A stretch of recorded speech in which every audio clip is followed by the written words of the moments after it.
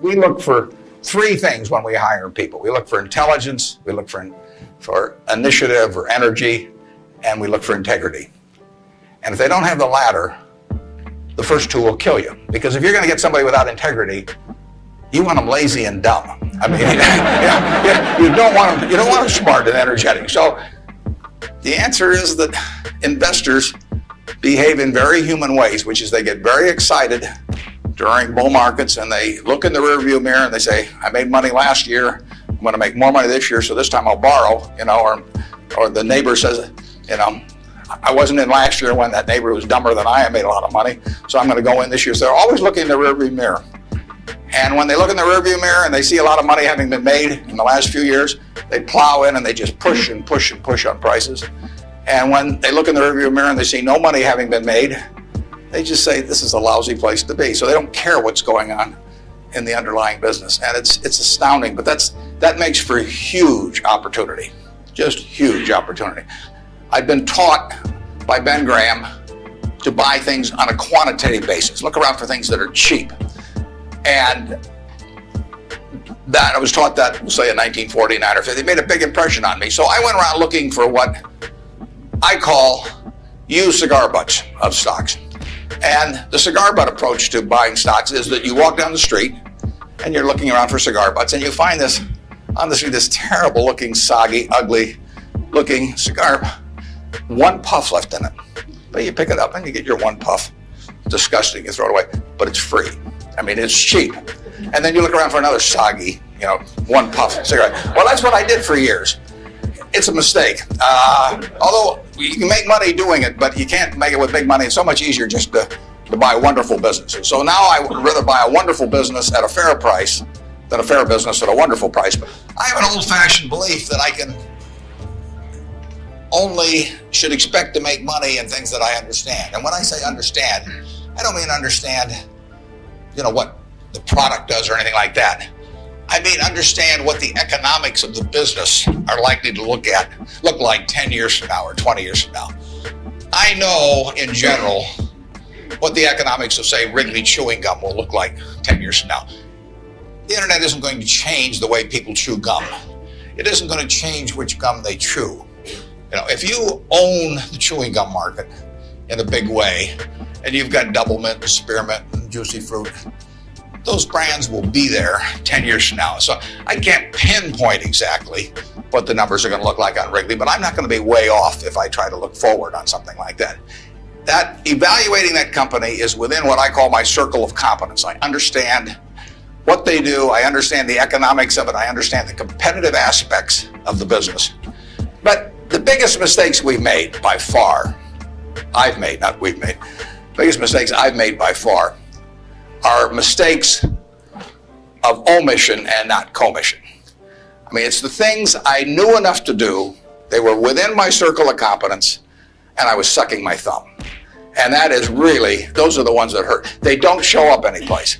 I probably cost Berkshire at least $5 billion, for example, by sucking my thumb 20 years ago or close to it when Fannie Mae was having some troubles, and we could have bought the whole company for practically nothing. And I don't worry about that if it's Microsoft because I don't know it. Microsoft isn't in my circle of competence. And so I don't have any reason to think I'm entitled to make money out of Microsoft or out of cocoa beans or whatever. But I did know enough to understand Fannie Mae, and I blew it. And that never shows up under conventional accounting. But I know the cost of it. I passed it up. And those are the big, big mistakes. And I've had plenty of them. Unless I tell you about them in the annual report, and I resist the temptation sometimes, unless I tell you about them in the annual report, you're not going to know it because it doesn't show up under conventional accounting. But omission is way bigger than commission. There's big opportunities in life have to be seized. We don't do very many things, but when we get the chance to do something that's right and big, we've got to do it.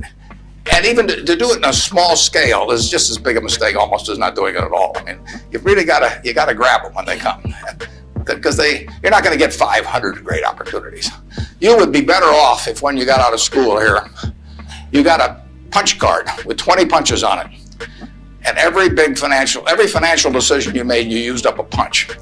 you'd get very rich because you'd think through very hard each one. I mean, you went to a cocktail party and somebody talked about a company, you didn't even understand what they did or couldn't pronounce the name, but they made some money last week and another one like it.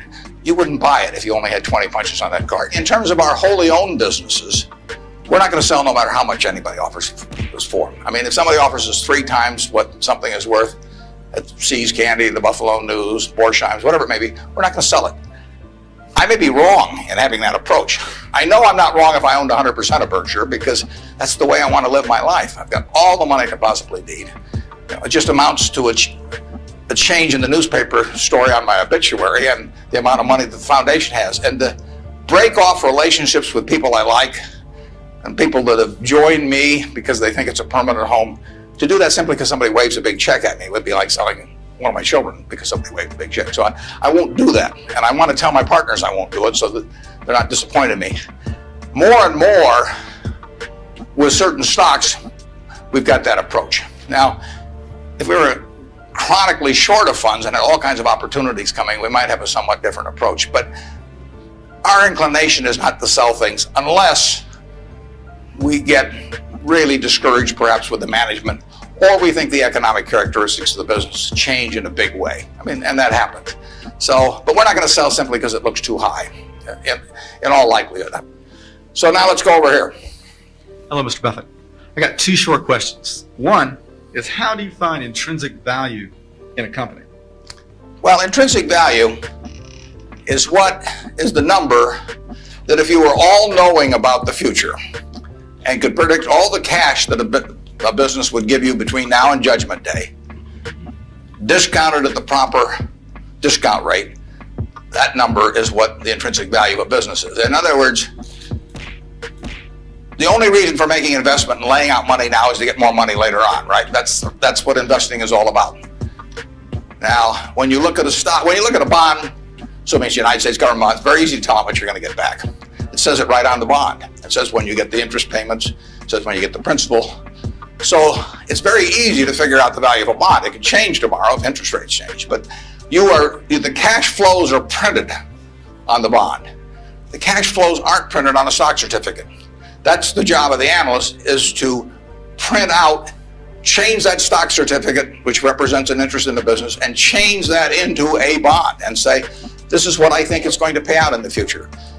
When we buy, some new machine for Shaw to make carpet, that's what we're thinking about, obviously, and you all learn that in business school. But it's the same thing for a big business.